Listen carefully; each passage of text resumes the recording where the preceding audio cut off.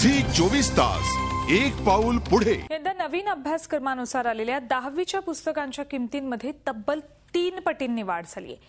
Printing, रंग आणि इतर सगळाच खर्च वाढल्यामुळे या पुस्तकांच्या किमती थेट 3 पटींनी वाढवण्यात आल्याचं समजतंय। मात्र गेल्या अनेक वर्षांपासून 15-20 रुपयांच्या घरात असलेल्या पुस्तकांच्या किमती 80-90 रुपयांच्या घरात गेल्यानं सर्वसामान्य पालकांना शिक्षणातही तडजोड करावी लागते। या संदर्भातला आढावा घेतलाय आमच्या प्रतिनिधी दीपाली जगताप यांनी।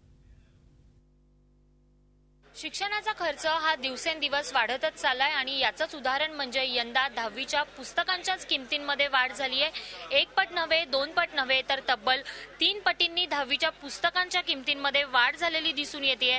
बालभारतीने यंदा नवीन अभ्यासक्रमानुसार ही सगळी पुस्तकं छापली।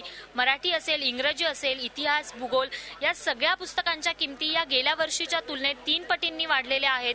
गेल्या वर्षी 15 ते 20 रुपयांच्या घरात सर्वसामान्य पालकांना याचा फटका बसतोय। कुठे ना कुठेतरी बजेटही सांभाळावं लागतंय। याच संदर्भात आपण पुस्तक विक्रेते आहेत त्यांच्याशी बोलूयात। काय नेमकं कारण आहे अचानक 3 पटींनी या सगळ्या पुस्तकांच्या किमती वाढल्या?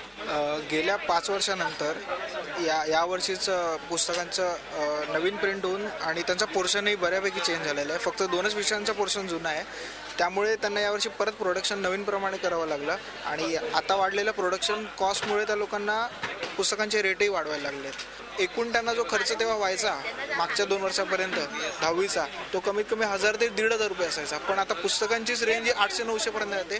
मग सर्वसाधारण माणसाला ते 4-5 हजाराचा खर्च परवडण्याच्या बाहेरचा असतो। पुढच्या काही काळात माध्यमिक शिक्षणही दिवसेंदिवस महाग होत जाणार अशीच काही चिन्ह यातून दिसतात।